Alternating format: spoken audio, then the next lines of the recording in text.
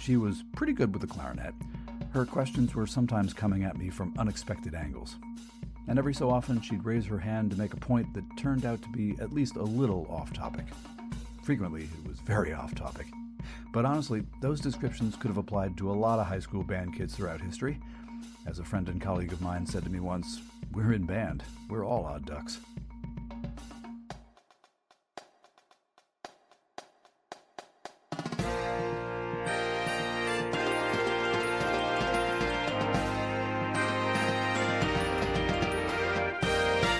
Hello, and welcome to episode 56 of the BandWagon podcast for the week of April 7th, 2025.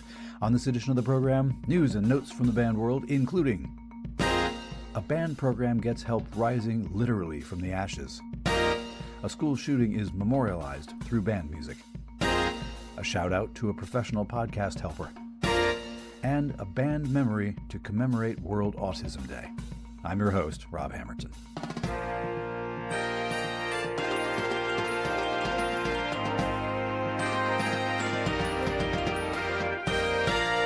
Hello, dear listener. If you were one of the early downloaders last Monday morning, you perhaps noticed that the introduction to episode 55 seemed a little spare. Like there was no sign of the jingle or the underscore from my opening teaser narration. And horrifyingly, there was no trio section teaser, the little quote I usually pull from my conversation with the week's interview guest. Shucks, I know what I did. I know what I did wrong. First the wadding, yeah, that's it. First the wadding, then the shot, then the powder, yeah. Tap, tap, tap, tap. I got it now. I know just where I went wrong. Silly old me. The powder first. Yeah, that's it. Yeah, I know what happened to me too. It's like locking your keys in the car. You do it, and then you don't do it again for like 7 years. Now, I'm not trying to get you to download the episode again, certainly not to artificially goose my download numbers, unless you'd really like to hear more than just my lone voice in the wilderness for the first 90 seconds, or if you'd like to hear 30 seconds of Lauren Sleeva's retelling of her middle school jazz night. You're in charge of your own podcast experience. Hey, only one time out of 55. Not bad, on balance. But, whoops. Sorry about that. Also, only a handful of times in the last year of podcasting have I put out an episode about which you could say, "My God, it's full of stories."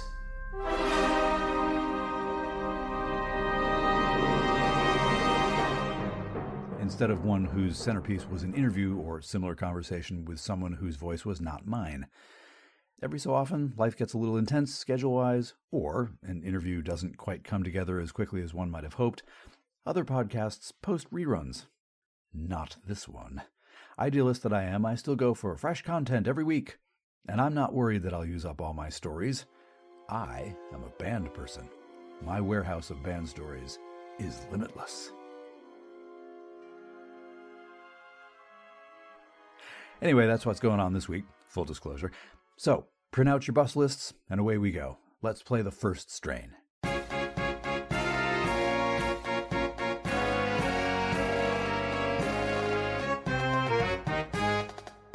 In this episode's first strain, news and notes from the band world.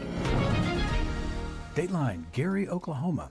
Credit on this story to the reporting of KOCO-TV Channel 5 and KWTV Channel 9 in Oklahoma City. A fire at Gary High School on Saturday night, March 23rd, destroyed the gymnasium and band hall, leaving students without instruments for the rest of the school year. Music teachers and parents from across the state are gathering instruments to help the students. Laura Pope, who previously served as a band director at Gary, quickly posted on social media asking for instrument donations, and the response reportedly has been overwhelming. Gary Superintendent of Schools Sean Buchanan said he was eager to share the good news with students when they returned to school after spring break. Quote, "It's been really remarkable to see surrounding school districts and individuals respond to the call for help, to the point that I think we'll be able to move forward with the band's planned competitions. Next Friday, you were supposed to be at a band competition? Well, you're going. That's going to be super exciting to witness because for a lot of our kids, that's what makes school fun." Donations are still being accepted at the Oklahoma Counseling Group, 416 Mustang Road B, Yukon, Oklahoma, 73099. And that'll be in the show notes. Also in our show notes for this episode is a link to the News 9 story about a local school's fundraiser to help out. And that story includes a list of instruments and equipment that are still needed for Gary's middle and high school bands. Dateline, Perry, Iowa. Credit on this story to the reporting of WHO-TV in Des Moines. In January 2024, a shooting incident at Perry High School claimed the lives of a 6th grade student and the school's longtime principal. In response, the Iowa Bandmasters Association commissioned a work by band composer Michelle Fernandez entitled A Mere Moment, Bolero in Remembrance. That band piece will be premiered in a concert tonight, Monday, April 7th. The concert will include Perry High School band students and the Central College Symphonic Wind Ensemble.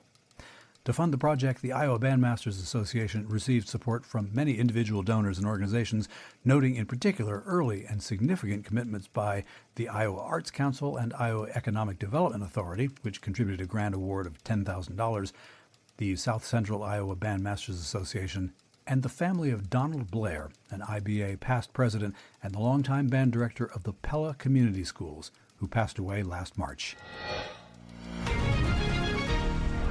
And that's news and notes from the band world for this week. If you have a news item you think should be included in this segment, send me a link via email to heybandwagon@yahoo.com.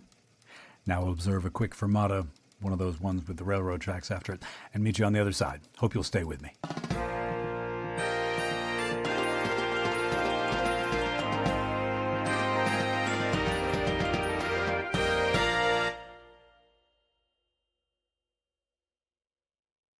Okay, let's pick it up at the second strain.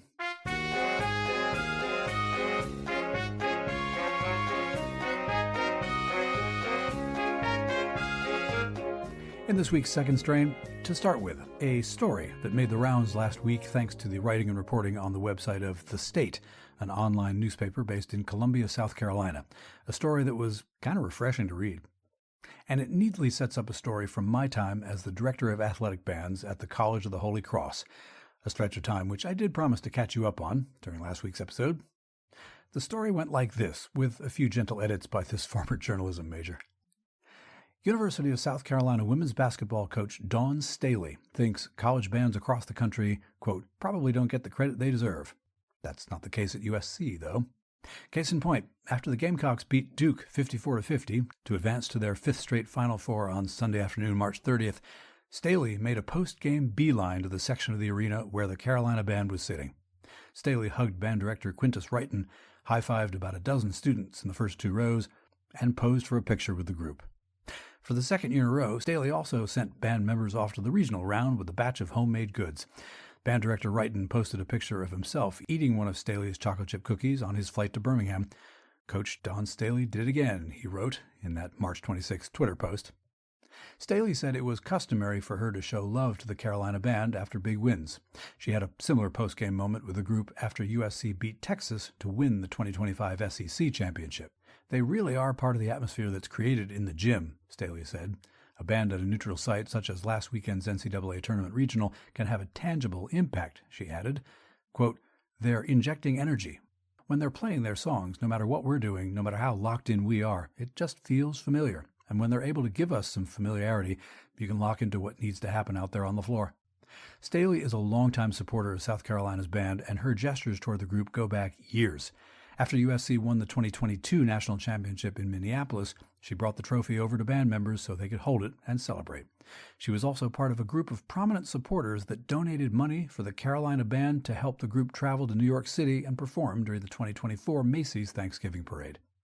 Staley, football coach Shane Beamer, and USC alum and music star Darius Rucker each donated $25,000 to help the band make it to New York City. I've done the appropriate number of, hey, show the band a little love, why don't you, stories on this podcast. And happily, I've been able to find news stories about moments where athletic department people actually have done that. And it never gets old. As a band member and director, I've experienced both outcomes. This story about Coach Staley does remind me very, very strongly of an experience I had, which both did and did not surprise me, regarding how my Holy Cross pep band folks were often treated.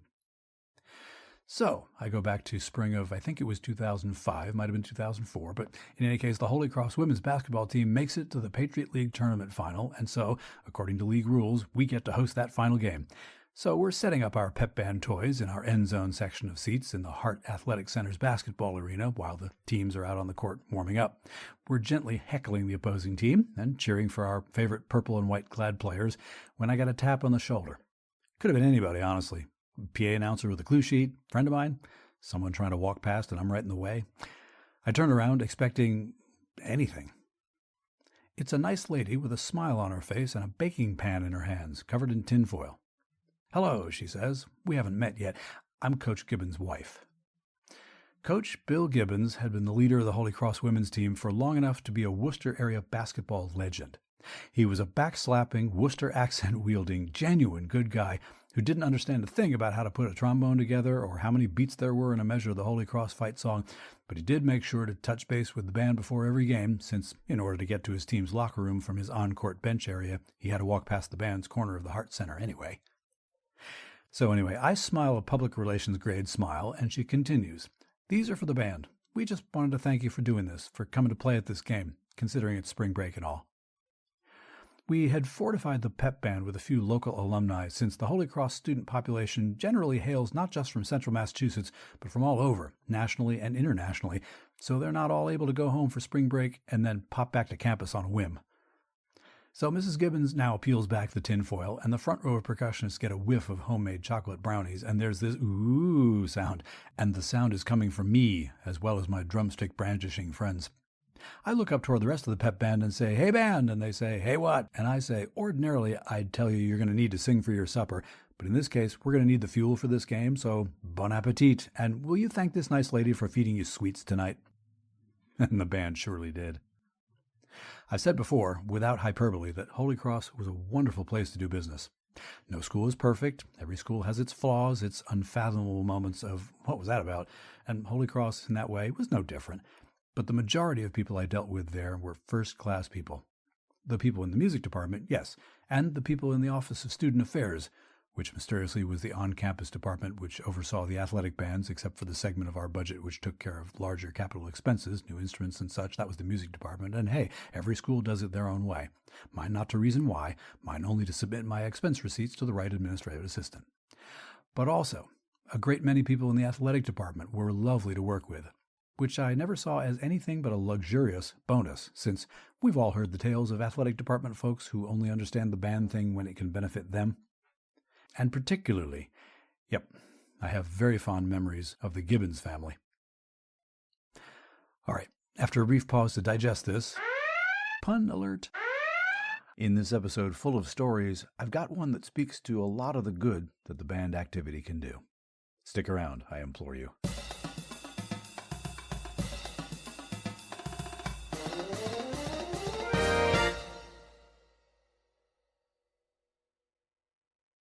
Okay, let's modulate and get into the trio section.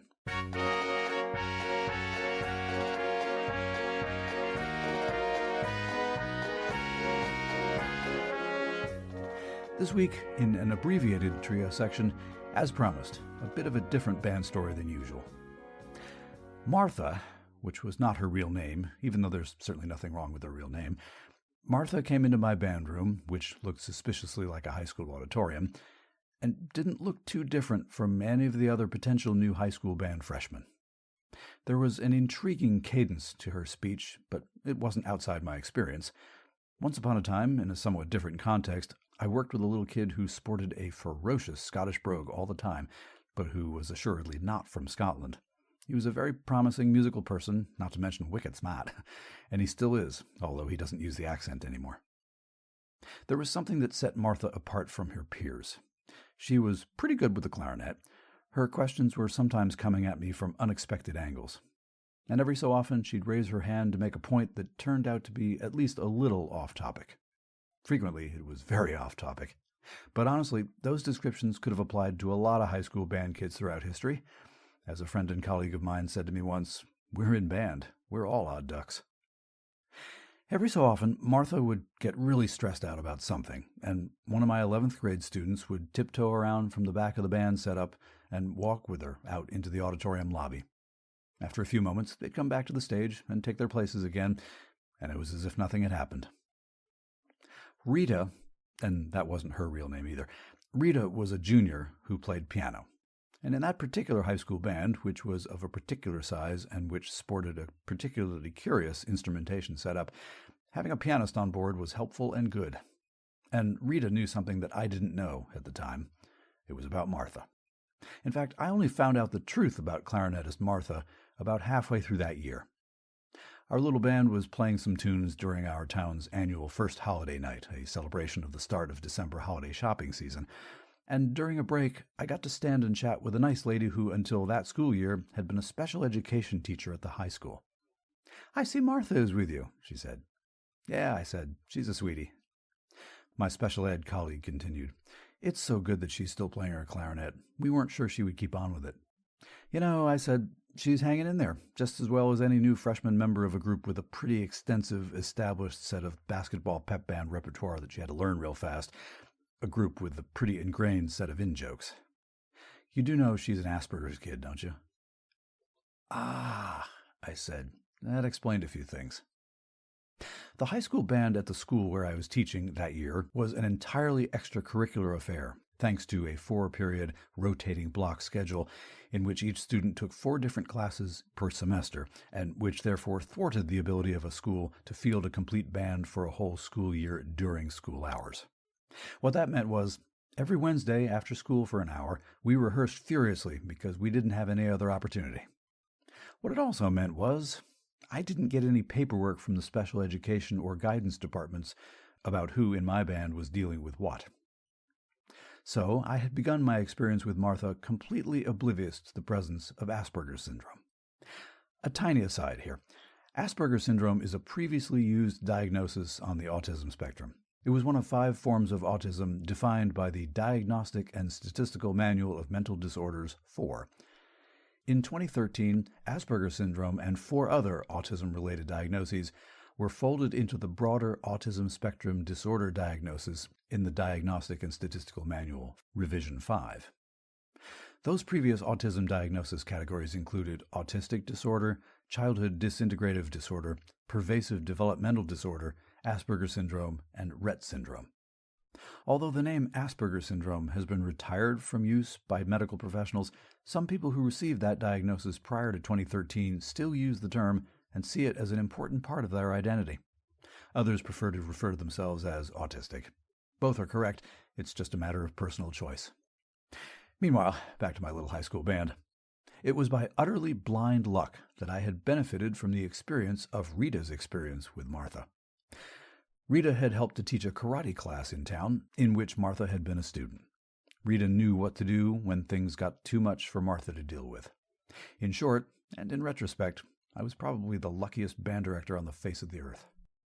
One great thing about the other band kids who were also freshmen during that first year of Martha's high school band experience was they knew Martha, they liked her well enough, and when her questions or statements ran long and veered into topics that were important to her but not really related to the clarinet part she was playing, they closed their eyes or looked off toward the back of the auditorium and smiled.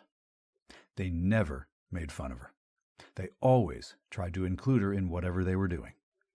The other members of the clarinet section would help her figure out where in the music we were, or help her adjust her reed, or whatever else needed to happen. They never, ever held her Asperger's syndrome against her. Ever. Occasionally, you could see that they would occasionally get a little fatigued with the effort it often took to help her out, but they still never were mean to her. Anytime someone comes up with a special time of recognition for a disease or a condition or a group of people or an activity, it can seem like a case of, let's think about this really hard today, and then we might not think about it much for the rest of the year. Black History Month, Women's History Month, Music in Our Schools Month, whatever. Yay for now, but what about the other 11 months during which we operate? So, this past Wednesday was World Autism Awareness Day. In my time as an educator and as a community ensemble director, I have been all too aware of autism for more than just every April 2nd. There are folks out there who perceive the world differently, who learn differently. If there are any people on Earth who recognize this, who have to recognize it in order to do their job as well as possible, they are teachers. Everyone has different learning styles. That's what's drummed into us throughout our time in education training programs and throughout our careers. And we have to make sure we don't teach in just one way. And this means students who aren't anywhere on the autism spectrum. Now let's add in the kids who do deal with autism in all of its forms and intensities, and the challenge is that much more significant. In the world of middle school and high school kids, autism can represent a huge opportunity for teasing and bullying and ostracizing. I'm thankful that in the culture of that high school in which I was the band director, it was not cool to treat the special ed kids poorly. Whoever was responsible for building that culture probably gets my greatest admiration of all the fine educators in that district, and there were some genuinely great ones. I'm thankful particularly on behalf of Martha. She did band for 4 years. During our joint time with that high school band, Martha taught me a lot about the Japanese language, one of those subjects that her mind latched onto and was comprehensively knowledgeable about. Her grandfather, who took care of her regularly, came to all her concerts, which was more than I could say for a bunch of my other music parents, certainly, and he was very supportive of our school's musical efforts. I have no idea what Martha is doing now, or where she is, or whether she's still playing her clarinet. I have no idea whether the people around her now understand her particular way of interacting with the world. I can only hope that they understand as well as did the people who helped her during high school. Because those people understood that Martha was a human being who happened to be coming at things from a slightly different angle. A worthwhile human being. Okay, after this short break, a story about someone whose business is telling people like me what to do. This is BandWagon.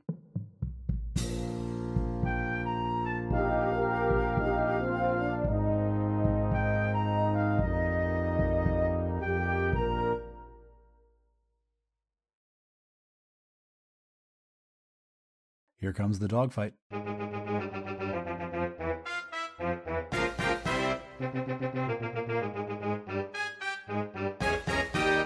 This week's dogfight is a story from a gentleman whose advice I have taken on occasion. His name is Pat Flynn, and he's one of the very few people I pay attention to who is among that group of YouTube content creators whose whole thing is, I can help you make a better podcast. He's got decent advice about areas like podcast production and marketing, and a presentation style that is engaging but not too slick. Production values on his videos and other materials are high, but you don't notice them specifically, which means they're working. And he doesn't speak like a sales guy, but more like a standard human being. And, because I clicked on a link once, I'm on his email list. Which means that every other day, no joke, I get some form of email message from him. Usually, he's advertising something, but again, in such a way that I don't instantly reach for the email message deleting button. And this past week, I'm glad I didn't. Here's the story he told as part of his gentle advice of the week. It's about life in a jazz band, which on the one hand is not usually a subject of this podcast, but after last week's chat with Lawrence Leva, maybe that can change once in a while too. Pat Flynn wrote this. Hi, it's Pat. As I write this, I'm sitting between sets at a jazz festival where my son's high school jazz band is performing. Fun fact, he's playing the same trumpet that I played for over 15 years. Anyway, since he's a few hours away from performing, I decided to sit in and listen to the other bands. What's cool is that the judges, who are all professional jazz musicians, offer each band 15 minutes of their time to run a short clinic after each performance. After watching 4 bands go through their clinics, something awesome stood out to me. In just 15 minutes with the judges, each band sounded significantly better. Not by a little, but by a lot. The advice for each band was generally the same and super relatable to learning how to be a creator and entrepreneur. However, there is one lesson in particular that I want to point out because it could be the key to taking your business from off-key to hitting all the right notes. When I was in high school, wrote Pat, I was in a jazz band too. It was absolutely my favorite kind of music to play, but it was hard, especially soloing. Soloing in jazz is when the spotlight falls on you to improvise a melody over the chord changes while the rest of the band keeps the rhythm and harmony going. It's where you find your voice and take creative risks in real time. I have vivid memories of bombing a 16-bar trumpet solo in our high school gym during an embarrassing performance where I played all the wrong notes and sounded thin and timid. I remember never wanting to relive that experience. From that point forward, I passed every solo opportunity to the other trumpet players in our section. As a result, I never got better. What struck me as I watched these clinics wasn't the technical advice the judges gave. It was something much more fundamental and instantly applicable. After each performance, when a student soloist seemed hesitant or played what they thought were wrong notes, the clinicians consistently did one thing. They didn't focus on mistakes. Instead, they encouraged the students to commit fully to wherever they found themselves in the music. There are no wrong notes in jazz, one clinician explained, only notes that need more conviction. Then, something magical happened. They had the student play the same solo again, but with one crucial difference. Approach each note, even the unexpected ones, with complete confidence, and use them as launching points for what comes next. The transformation was immediate and stunning. The same students who had seemed lost just moments before suddenly sounded intentional, creative, and authentic. The notes hadn't changed. Their relationship to those notes had. So, what does this have to do with entrepreneurship? Everything. So often we freeze when our business takes an unexpected turn. We hit what feels like a wrong note, a launch that flops, a video that goes nowhere, a product that customers don't immediately embrace. And like my teenage self after that embarrassing solo, we're tempted to retreat. But what these jazz clinicians revealed is that momentum matters more than perfection. The entrepreneurs who succeed aren't necessarily the ones who never make mistakes. They're the ones who commit fully to where they are, transforming wrong notes into deliberate choices by moving forward with confidence. Your business journey is guaranteed to hit unexpected notes. The question isn't whether you'll play all the right notes, it's whether you'll have the courage to make music with the notes you've played. The bands I watched today didn't need months of practice to sound better. They just needed permission to stop apologizing for where they were and start creating from exactly that spot. What if you did the same? Looking back, Pat continues, I do have major regrets about my decision to pass on future solos and not continue playing jazz, my favorite style of music. But as a father, I can learn from my own mistakes and use them to encourage my son on his journey through jazz and life. And, of course, pass them forward to you to apply to your business and beyond. P.S. A quick update. My son's band ended up taking first place.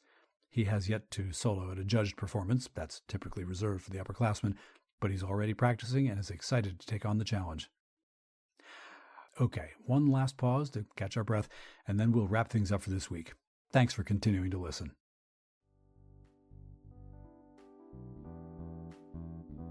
Hey everyone, it's Rob here with a quick word about a music store serving Eastern Massachusetts and also, quite honestly, the whole wide world. It's called Music Around Boston, and let me describe why that's a really great name for what they do. Music Around buys and sells quality used musical instruments and accessories. You can bring in your quality used gear and get paid on the spot, or trade for the gear you need now. They buy gear all day, every day, with no appointment necessary.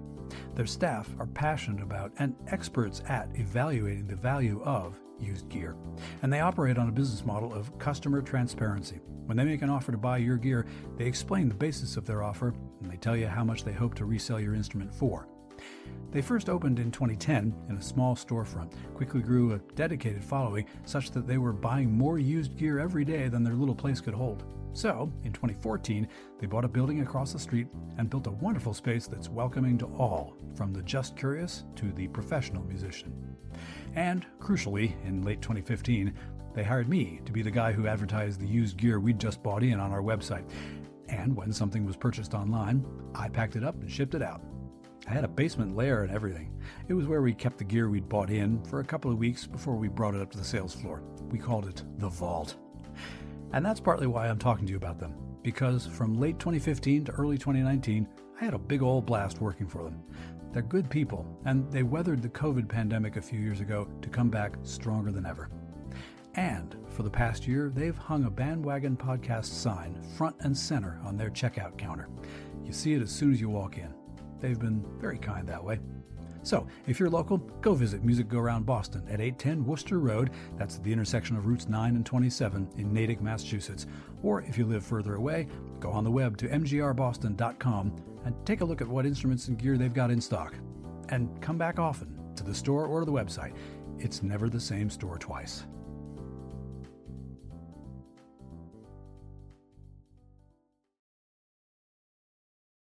To wrap up this week, let's take the CODA.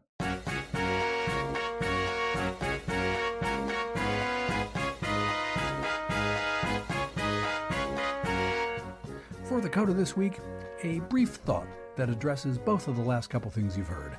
First, yes, dear listener, you just heard an ad on this podcast. Not used to that, are you?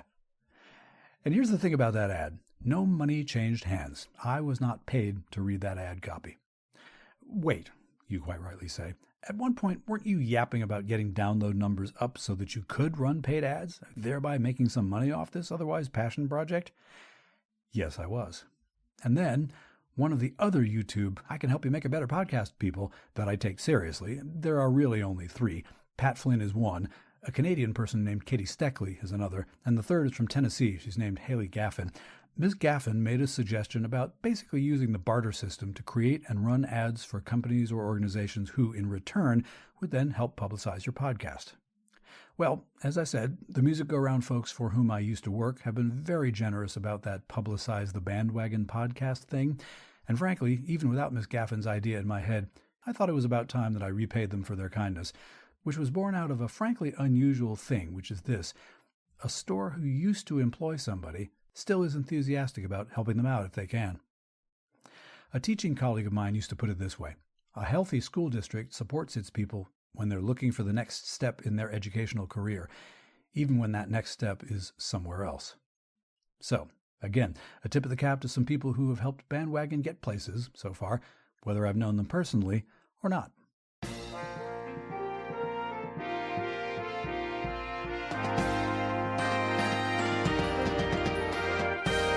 That's Bandwagon for this week. Thanks as always for downloading and listening. Bandwagon was written, researched, and produced by your humble host. Musical interludes were produced by Hammerton Media, from source material largely by John Philip Sousa. You can listen to more episodes at the pod's website, heyband.podbean.com.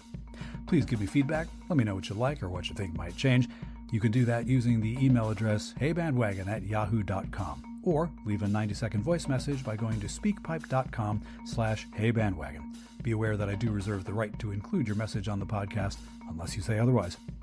Those contact links and links to this week's news items and conversation topics can be found in our show notes, as can a link to Bandwagon's merch store, thanks to the good folks at TeePublic. Please share the show on social media, and thank you for that. If you enjoy this podcast, please do share it in the direction of someone whom you think might not be a listener yet. Word of mouth really is the best recruiting tool. And to keep up with the pod every week, subscribe to Bandwagon on the Podbean app, Apple Podcasts, or wherever fine podcasts are sold. For now, take care, stay in touch, stay in tune, and we'll do this all again next week. I'm Rob Hammerton, and remember, starred thought, half a set of crash cymbals is not better than none.